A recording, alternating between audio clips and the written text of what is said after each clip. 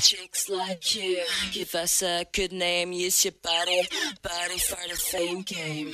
Најголемите светски ривалки Анџелина Џоли и Мадона се смирија во име на добротворноста. Анџелина, која во минатото ги критикуваше невообичаените методи за посвојување на Мадона, стапила во контакт со пејачката, за да ја пофали за нејзините напори да им помогне на младите жени од третиот свет во пристапот до образование.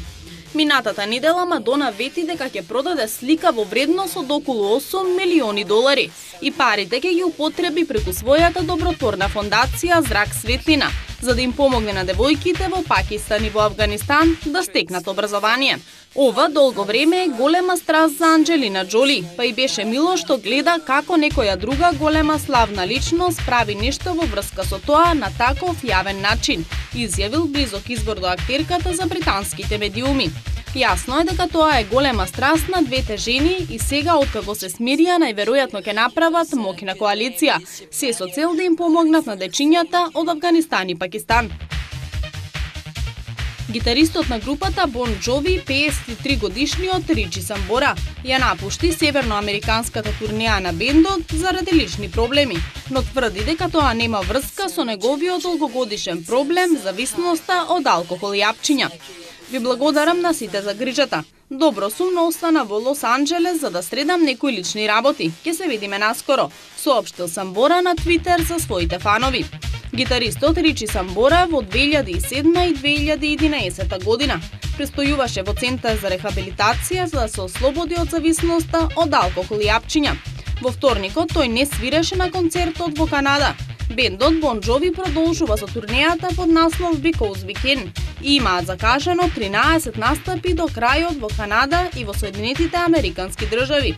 Во мај групата влегува во европска фаза од турнејата, во која ќе одржат концерт во бугарската престолнина на 14 мај.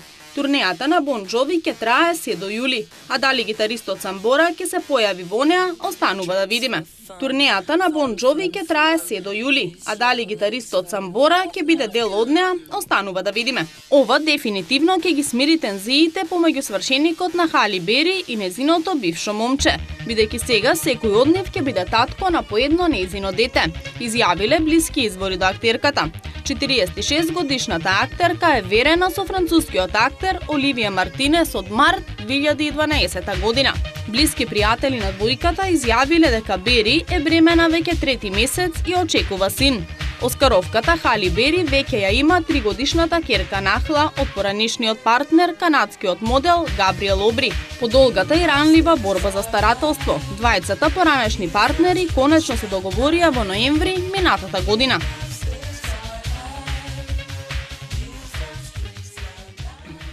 Актерот Том Круз официјално потврди дека е во тек снимањето на петиот дел на филмот Невозможна мисија, но не открил детали поврзани со филмот, туку повеќе се задржал на причините за снимањето на најновото филмско остварување. Почнав да работам на Mission Impossible, надевајќи се на многу продолженија. Тоа е лик со кој може да се каже дека пораснав, изјавил Круз. Целата приказна почна во 1996 година, а по 17 години во реализација се очекува уште едно продолжение. Во тоа време беше најскапиот филм на Paramount Pictures и првиот филм што го продуцирав. Неверојатно е кога се гледа како публиката реагира на филмот, додал актерот. Том Круз посочил дека и покрај тоа што наполнил 50 години, се уште се чувствува добро кога снима акциони филмови.